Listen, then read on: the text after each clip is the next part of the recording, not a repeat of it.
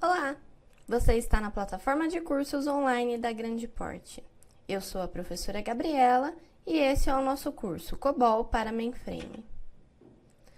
Essa é a nossa quarta aula. Hoje nós estudaremos o formato fonte de um código COBOL, todas as suas estruturas e regras de alinhamento, as 4 divisões: Identification Division, Environment Division, Data Division e Procedure Division.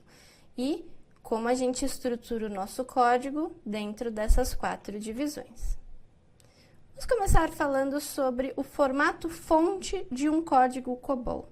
Todo programa COBOL precisa ser escrito dentro de um membro e cada membro possui apenas 80 colunas fixas. E quando a gente vai colocar o código dentro dessa estrutura de 80 colunas, existem algumas regrinhas que a gente deve seguir. Primeira regrinha: das colunas 1 até a coluna 6, nós não usamos. Qualquer tipo de palavra que você escreva em uma dessas colunas, de 1 a 6, será ignorada pelo compilador. Ou seja, não adianta escrever código nas colunas de 1 a 6 que esse código não vai funcionar. Ele vai ser tratado como um comentário. Inclusive, dependendo do tipo do programa, alguns programadores costumam usar essas colunas para fazer algumas marcações, aproveitando o fato de que o compilador vai ignorar mesmo.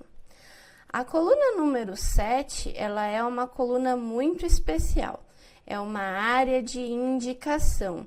Existem algumas indicações que a gente consegue fazer usando a coluna número 7. Uma dessas indicações é a indicação de que a sua linha vai se transformar em um comentário. Para fazer uma linha de comentário no COBOL, basta colocar um asterisco na coluna 7, na coluna de indicação. E a partir daí, a linha inteira vai ser tratada como um comentário. Das colunas 8 até a coluna 11, nós chamamos de margem A. Nome de divisão, seção e parágrafo devem começar na margem A. Então, existe um conjunto de instruções que são obrigatórias serem escritas na margem A. Se escrever em outro lugar, não funciona. Da coluna número 12 até a coluna 72, nós chamamos de margem B. Na margem B, nós colocamos os valores dos parágrafos.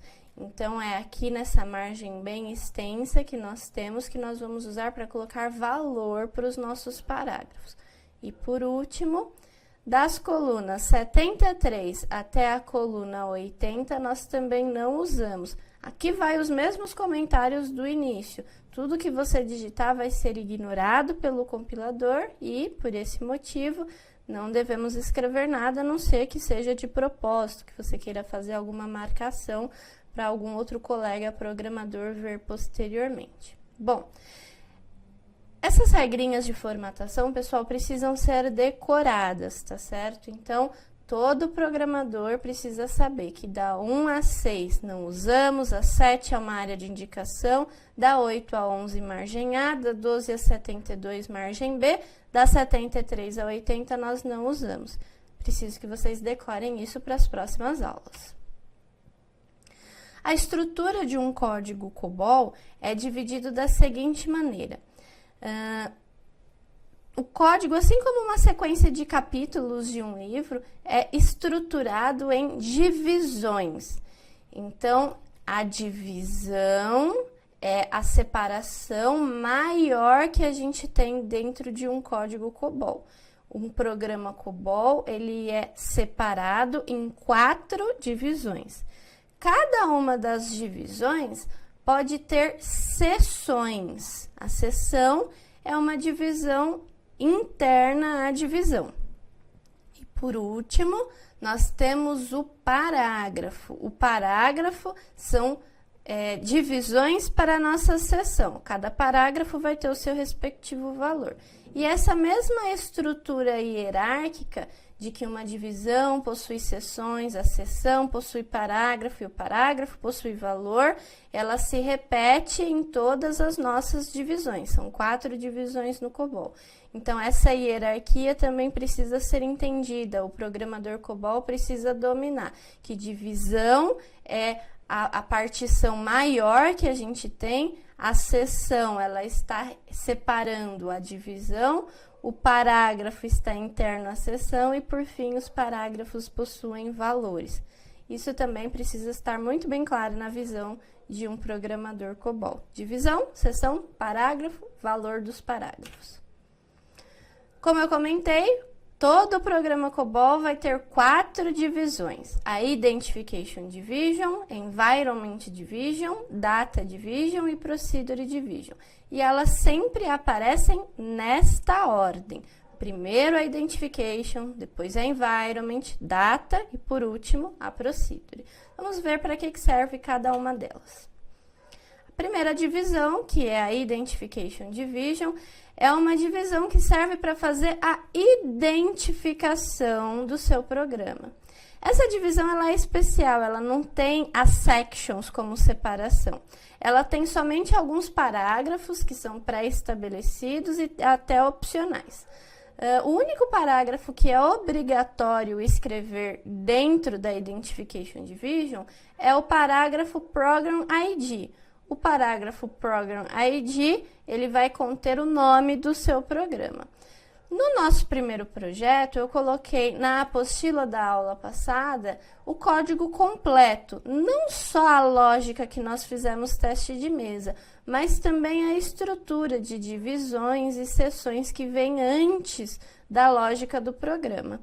Bom, lá eu coloquei a Identification Division, logo no início, né, como a primeira divisão, e dentro dela dois parágrafos. O primeiro parágrafo, Program ID, na frente o valor do parágrafo. Então, o valor do parágrafo Program ID é o nome do programa, nesse caso, o exemplo 1.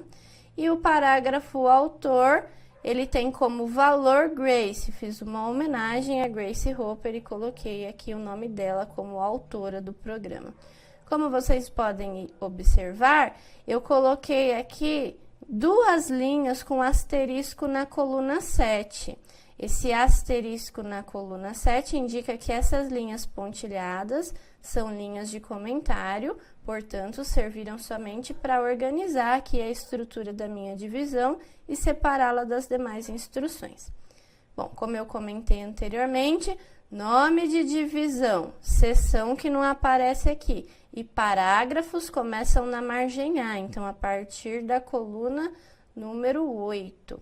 E elas terminam com ponto, então a minha divisão terminou com ponto, o meu Program ID terminou com ponto, autor terminou com ponto, os valores dos parágrafos começam na margem B. Como na margem B aqui já estava ocupado com o nome do parágrafo, então eu coloquei aqui na frente e o valor terminando com um ponto também. A palavra division, ela tem todo esse espaçamento aqui para a coluna 44, e o uso dessa coluna 44 eu vou comentar mais para frente, é só uma boa prática de programação. Se essas instruções estivessem colocadas aqui na frente, ia funcionar da mesma maneira. Então, resumindo, a Identification Division é uma divisão de identificação. O propósito principal dela é identificar o seu programa com o parágrafo Program ID. Mas existem alguns outros parágrafos também. Aqui eu usei somente o parágrafo autor para colocar o nome da pessoa que escreveu esse programa, mas a apostila traz alguns outros detalhes, né, que a gente pode colocar também na Identification Division. Sobre esses outros detalhes eu vou comentar nos vídeos futuros, mas já está na apostila caso você queira dar uma olhada. A segunda divisão é a Environment Division. A Environment Division, ela serve para descrever o seu ambiente, computadores, arquivos, tudo aquilo que você está usando que é externo ao programa. Bom, a Identification Division possui duas sections, a Configuration Section e a Input-Output Section. No nosso primeiro projeto, nós não estamos usando arquivos, nós não estamos usando elementos externos ao nosso algoritmo. A gente está usando só sysin e sysout para fazer entrada e saída de dados. Por esse motivo, eu não tinha nada para descrever como arquivos do meu ambiente na seção de input e output. No nosso primeiro exemplo, no nosso primeiro projeto, eu coloquei somente a Configuration Section. Então, dentro da divisão Environment, eu só descrevi uma das suas seções, que é a Configuration Section.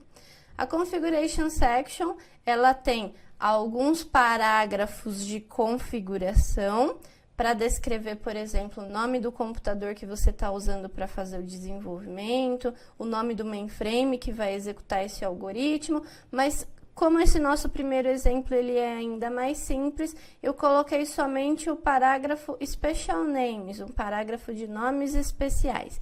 E o valor desse parágrafo é decimal point e escoma. Eu estou dizendo que o separador de casas decimais não vai ser o ponto, como é o padrão americano, eu vou usar a vírgula. Então, mais uma vez, nome de divisão, seção e parágrafo começam na margem A, terminam com ponto, e o valor do parágrafo começa na margem B e termina com ponto.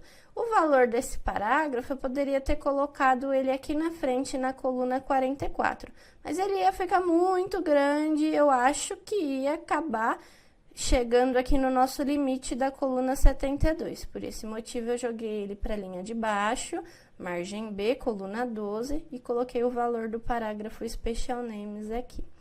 De novo, né, eu coloquei linhas de comentário separando aqui a nossa divisão, porque as 4 divisões são especiais, e eu acho legal colocar algumas linhas de comentário, deixando elas em evidência.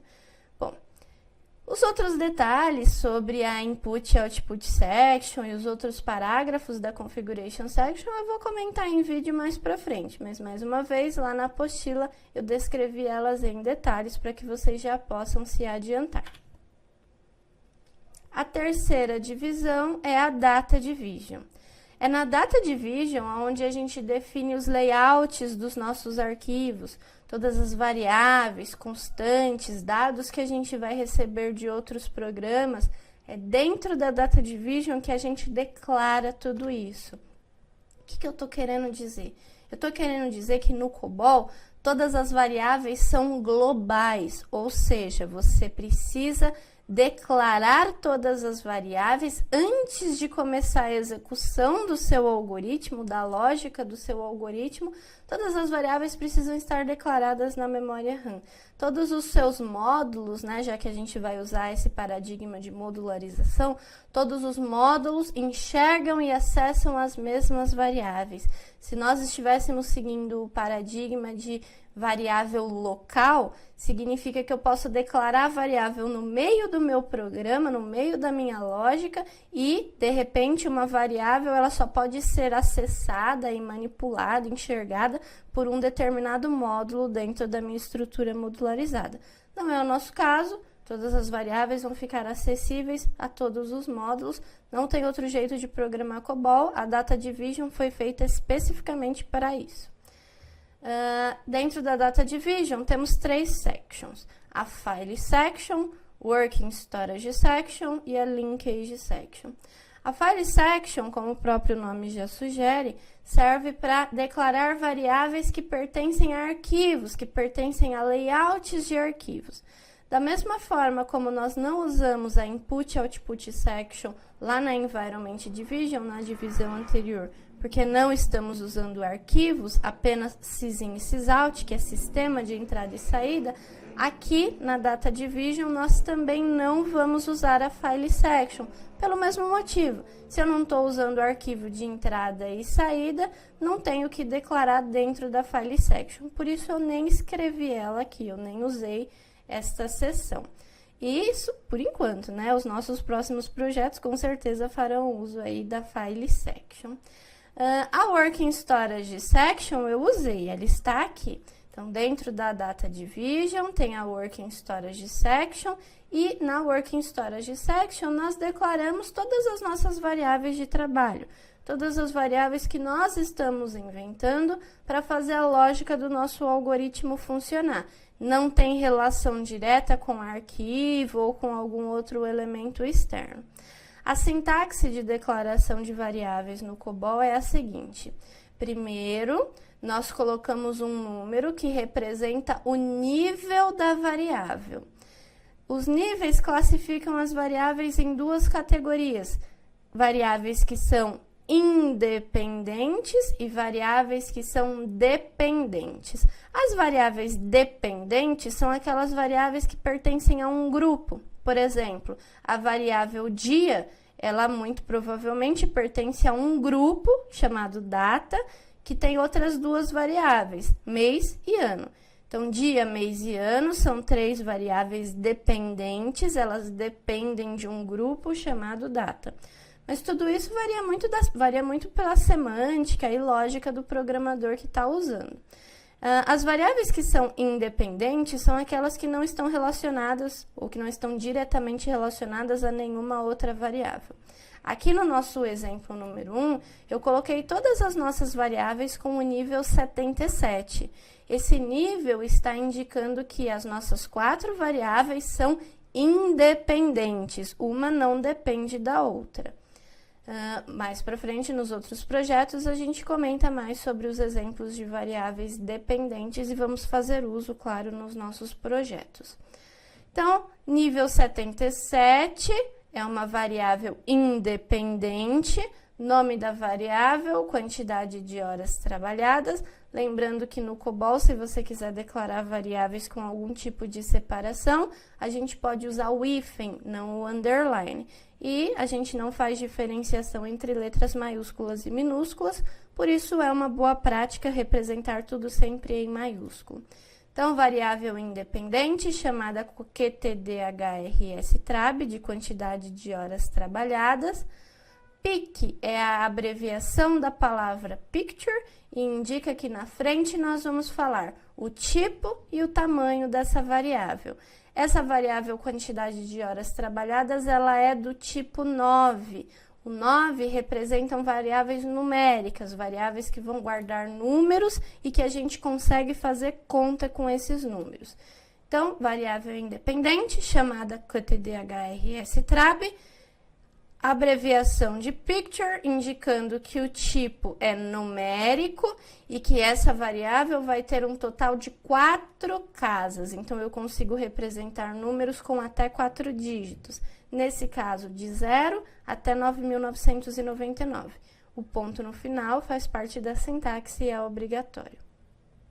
Mais uma variável independente, contefunc, também é uma variável numérica com 5 dígitos. Eu consigo guardar números de 0 até 99.999. A variável soma-sal, de soma-salário, também é independente. Ela é uma variável numérica com 12 casas, 12 dígitos inteiros.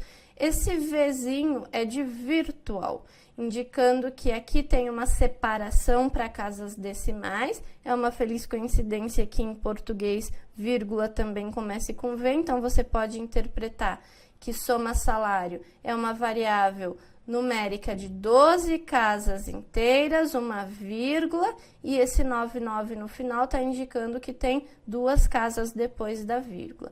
Tamanho total dessa variável é 14. 12 inteiros, 2 decimais. A vírgula, ela é implícita, ela não conta como um caractere. Variável salário, também independente, numérica, com 6 posições inteiras e 2 decimais. Essa é a Working Storage Section dentro da nossa Data Division. A terceira e última seção dentro da Data Division é a Linkage Section. É onde a gente declara variáveis que vão receber dados de outros programas. Como no nosso primeiro exemplo a gente ainda não está usando esse recurso, eu também nem representei a linkage section no nosso primeiro exemplo. Por último, temos a procedure division. Essa é a divisão que vai controlar a execução do seu programa. É aqui onde você vai colocar todos os seus módulos, todos os seus comandos, tudo o que você planejou para resolver o problema. Lembrando que o nome de cada um dos seus módulos é tratado como um parágrafo. Então, o nome de parágrafo começa na margem A, coluna 8. Enquanto que os comandos dentro deste parágrafo são os valores dos parágrafos. Então, começa na margem B, coluna 12. Por isso que a gente tem aqui essa indentação de 4 casas, né, entre a 8 e a 12, para começar a digitar os nossos comandos. Essa estrutura precisa ser respeitada na digitação, senão o código não funciona. Eu coloquei aqui só a nossa rotina principal, mas o nosso exemplo número 1 tem 5 módulos e os 5 módulos precisam ser digitados dentro da Procedure Division, conforme o planejamento e o teste de mesa que nós fizemos. Bom, também é interessante você colocar comentários ao longo do seu programa, para ir documentando e até te ajudando a entender o que cada passo está fazendo. Lembrando que para fazer um comentário, a gente tem que usar a nossa coluna especial, que é a coluna número 7, é uma coluna de indicação, e basta colocar um asterisco na coluna número 7 para que toda a linha seja tratada como um comentário. É uma boa prática de programação, antes de sair escrevendo o programa, Identification Division e tudo mais, você colocar o objetivo do seu programa. Então, no nosso exemplo, eu coloquei que o objetivo era calcular o valor a receber de vários funcionários, com base na quantidade de horas trabalhadas e um valor fixo de R$ 25 por hora. Além deste comentário no início, tivemos outros comentários de separação, né, entre as divisões, mas você também pode colocar outras linhas de comentário no seu código, fazendo algum tipo de explicação para te guiar enquanto você estuda o seu algoritmo. Bom, com relação às outras divisões, outras seções, outros parágrafos, nós veremos em muitos detalhes nas próximas aulas, usando tudo isso em projetos reais. Mas lá na apostila eu já coloquei todas as explicações, então eu recomendo que vocês façam uma leitura e já se antecipem em alguns assuntos, para as próximas aulas a gente estar mais preparado. É isso aí, leia a apostila, faça os exercícios, a gente se vê nas próximas aulas. Conte para os seus amigos sobre os nossos encontros. Até mais!